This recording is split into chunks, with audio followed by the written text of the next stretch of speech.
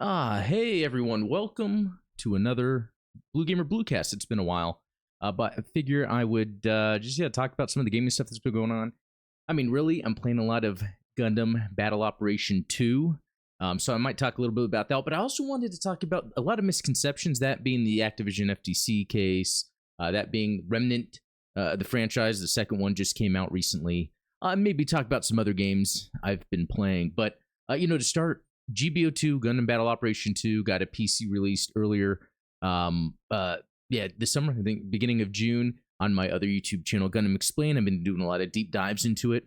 I think it's one of the most overlooked, underappreciated games that exists right now. It's a PvP game. It has some PvE elements, but mainly PvP, and it takes my favorite aspects of the Souls game, which is the combat, and just really makes it the center focus of the PvP experience, because with over 300 mobile suits you can choose from, again, if you like giant robots and mechs, this is a game for you. But with over 300 that you can choose from, at the end of the day, it's about how well you adapted to the mechanics than it is about having the best suit. And they're all so different. I really recommend anyone check out GBO2 if they haven't. I've been playing it nearly every day. I'll miss a day or two there, but I try to get all the dailies, because then it's a free-to-play game, but by getting the dailies, I get the tokens where then I can get some of the badass suits that comes out that normally you just hope with luck that you get it. Okay, let's look here. There's Sniper Elite 5. I've just completed the last of the DLC. Sniper Elite 5, came out, I think, May of last year, and so by July of this year, they came out with the last DLC map. That game, I think, is incredible and still is. It's interesting. It's one of those games that I think sells well for what it is, because it's not a bloated, budgeted game. It actually has a really good developer behind it, and they're able to kind of streamline the development process, get it out without a bloated budget, but also it's still not talked about as much. I think the people that play the game are not people that necessarily influence the gaming industry, and I think the game, though, is full of a lot of interesting elements and mechanics that the game industry should pick up. I guess the closest in comparison I'd say is something like Hitman, although Hitman is a little more slower paced. What I really like about Sniper Elite 5 is it has multiple levels you play, in each level / map plays like a GTA 5 world, an Assassin's Creed world. It's gigantic. There's a lot you can do. There's collectibles to get. In fact, I will not complete a map in one try unless I just go to the objective. But there's side objectives. There's optional objectives. There's collectibles. So a lot of times I am going back over a course of a week to continue to try to beat that level. And then, in fact, I'll then go back later to try to get some of the other cool objectives or challenges that each map has. But the thing about the gameplay is it's really centered around however you want to play.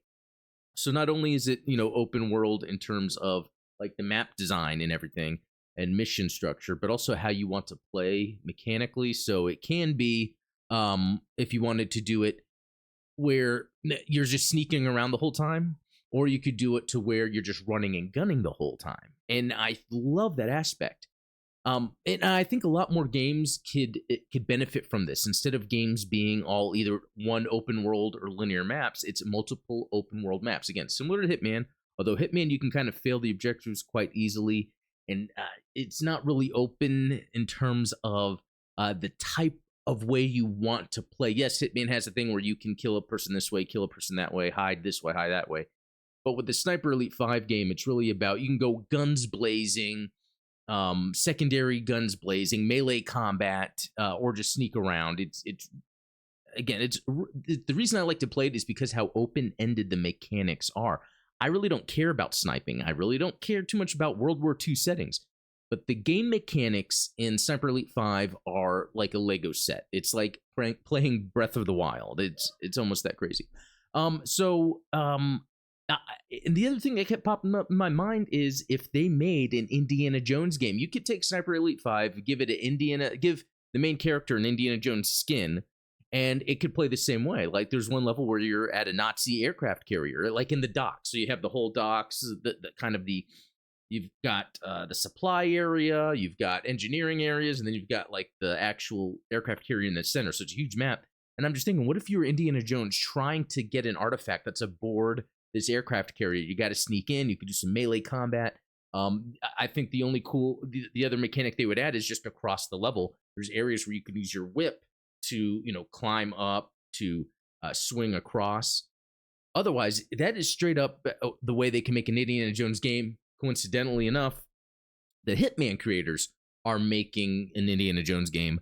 I would assume they're going to take it that approach like Hitman, where it's this open world. So was that IO Interactive? If that's still their name, them along with Rebellion in Hitman or in with Sniper Elite, they are understanding, I think, the way to take gaming forward in terms of the open world design we've all come to know and love, but make it practical within like a mission-based structure. Anyway, play Sniper Elite 5 if you haven't.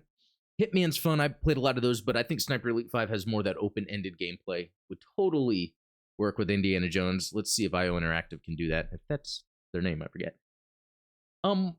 So another game I've been playing, and this is weird. Okay, so Remnant 2 recently came out, and I remember playing the first one, and I started it, and I just couldn't grasp what I was doing. Didn't really like it too much, because people keep talking about the Remnant series as like a Souls-like game, like a Souls-like shooter, and I'm not seeing it. I love Souls games. I'm not seeing it, and I went back. I've been watching Remnant 2 videos, and it looks fantastic. So I went back to play the first one to try to get my head around it. And here's what's interesting. I had recently been playing The Division 2 because that new Heartland expansion looks pretty fun. So I've been playing Division 2. So when I went to Remnant, I realized, wait a minute. Remnant is a looter shooter. It is more of a Destiny/Division type game with it not like a Souls. There's some people say, a lot of people describe the game as a Souls-like, and it's not. And that's, I think I'm trying to help the game out here, even though it doesn't need help. Hey, got a sequel. But for people that want to be able to play it, they might hear it's a Souls-like and think, oh, I shouldn't play it. No, it's a looter shooter. I mean, but it's a well-crafted looter shooter. In fact, it's a well-crafted multiplayer looter shooter. I think it's a little more fun. It's hard to explain it. Like the Division 2 is pretty fun, but it's super boring.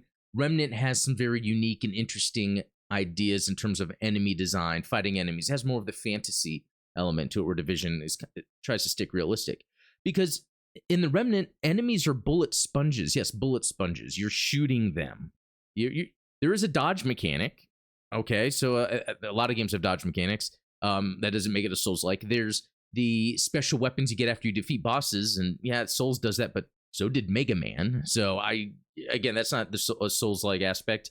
The only other thing I can think of is maybe the checkpoint system, because you go to a checkpoint, and then from there you can travel to other ones, but that wasn't even introduced into Souls until later. Even in the second one, Dark Souls, after Demon Souls, in the Dark Souls game, that was like a later thing you got in the game.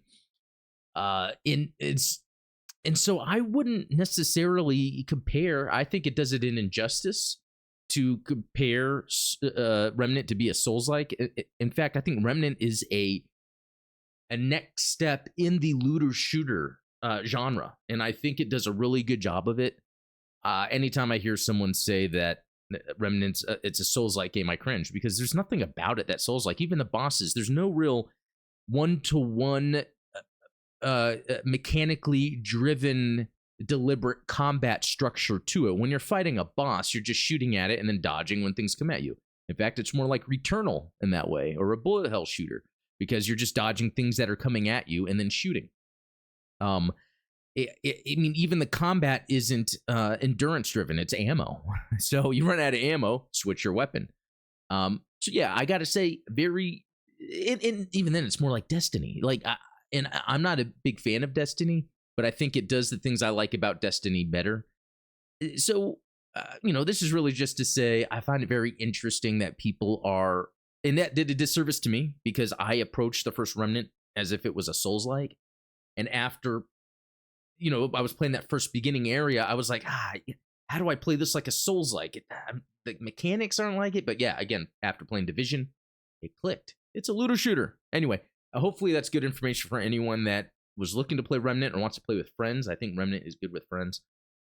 So the thing though about Remnant is the videos of Remnant 2 look so much better than the first one. So I might just see what more I can play in Remnant. I think it has another area that's not like Souls is that it's all very linear, like dungeon levels. Like you just go from point A to point B shooting enemies as they come to you. That is not Souls-like at all. In fact, it's more Diablo-like and it gets a little boring. So I might move on to Remnant 2 here shortly because Remnant 2 seems to do a really good job with that level variety. Very limited exploration in Remnant. So not that that's a bad thing. It's not what the game is made for. So again, I know we've joked in the past of like the Souls-like being used to describe any game. And I think because what we're seeing is like a core root mechanically driven game that requires you to understand the mechanics to move forward. So anytime a game happens to have good gameplay, I think that gets applied. The reason I say GBO2 or Gun and Battle Operation 2 is a Souls-like is because the combat system is deliberate. There is a long animation to things, and you have to time that correctly, time the dodging, understanding what skill or some attributes, certain items, weapons your suit has, like armor, and then use those while you're playing. It's again a lot more deliberately paced. So again, Remnant, awesome series. It's not a Souls-like though. Play it for other reasons than it being a Souls-like. Moving on to some other sort of misinformation. This has to do with that Activision Microsoft deal. My opinion is I'm glad something like this is happening. I think it needs to shake up the industry. Sony's been banking on these narrative-driven games that I've complained about in the past here, and we can see where Sony's now getting to a place where they are kind of shaking in their trousers because they are seeing where they've been. We see now through this FTC court case, everything going on, that Sony really relies on Call of Duty. It does in general for people buying the console to play Call of Duty. Now that Microsoft's going to have it, even though it's going to be available still on Sony for some time, this tells Sony they need to come up with something else instead of these like high budget narrative driven games that remove the mechanics from it. We can see now that God of War 2 has been out for some time. The biggest complaint is that it just drags. It's full of bloat, and it doesn't have an identity other than its production value. That's the same with the Spider-Man games. They're really good. I can't wait for the second one, actually. But again, watching it, it's like, man, it looks like it's going to, again, be just kind of a narrative-driven game, not really based on its mechanics, even though the mechanics are great. They did a great job with the Miles version. So the thing with the FTC case is a lot of people are like, in the gaming podcast videos are calling out the FTC for being too hard. And it's like, no, actually, the FTC did their job. They have to scrutinize as much as possible to determine at the end of the day that, yes, this is fine for consumers. This isn't going to affect consumers negatively. It's a filter. It's good that we have something like this that exists with our government. Other governments are easily like, yeah, go ahead with it. And maybe it was because it was more, they knew it was fine. Because what could happen is if the FTC finds something that really surely does block the deal, that would be bad for consumers, then that would be held against any future cases with companies trying to merge or acquire other IP. But at the end of the day, as much scrutinizing as they didn't find anything. So, congrats. I applaud FTC for pushing as far as they could to make sure that this was good for the consumer. And at the end of the day, for the naysayers of the deal going through, look at how far the FTC went to try to prove that it's bad for the consumer. At the end of the day, they didn't. The FTC did their job. IGN even put up a video saying, why they failed scrutinizing too hard. And it's like, no, that's what their point was. Like, they're just trying to make sure this is court. This is like a prosecutor, working on a case. The lawyer can personally believe, yeah, this person is guilty, but as a defendant, I have to try to look at all the loopholes, all the evidence that's giving to make a case. And that's actually what's going on here. So another like kind of misinformation thing going on that kind of more riles up the rivalry between Sony and Microsoft instead of the idea of what's best for the consumer. And it kind of gives ammo to some of the Sony fans that are all like, oh, this is bad for Sony, but no, FTC scrutinized as much as they could and saw that no, this is good for the consumer in the end. So, man, doing a lot of talking. I tell you, I love rambling about video games. I have my other channel, Gundam Explained. I have another channel I'll link below, Safety News, that I'm helping with. And, those do take more of a degree of me composing myself, saying things a certain way that makes sense. But when it comes to video games, I can just spout this stuff forever, and I have so much fun doing it. I think that's about it. I want to try to do these as much as I can. I've only really been doing it every couple months, but when it comes to video games lately, I haven't been playing too much like I normally have. I think there's been kind of a lull for me in gaming. I know that new Zelda came out and it's enjoyable for what it is, but I played Breath of the Wild twice, and I think I'm just kind of Zelda out for that. Zelda'd out. And got the announcement of the Switch 2 coming soon. I'm sure we're going to get an upgraded version of Tears of the Kingdom, so that's probably when I'll jump in. When it comes to the rest of the year, I think I'm going to be playing Armored Core 6 for sure. I'm going to be playing that Mario Wonder for sure. I'm going to play that Sonic Superstars for sure. And then, GBO2 along the way. So thanks for watching. Let me know below what you've been playing. Any thoughts on any of the topics I touched on, let me know below. But thanks for watching, and we'll talk later.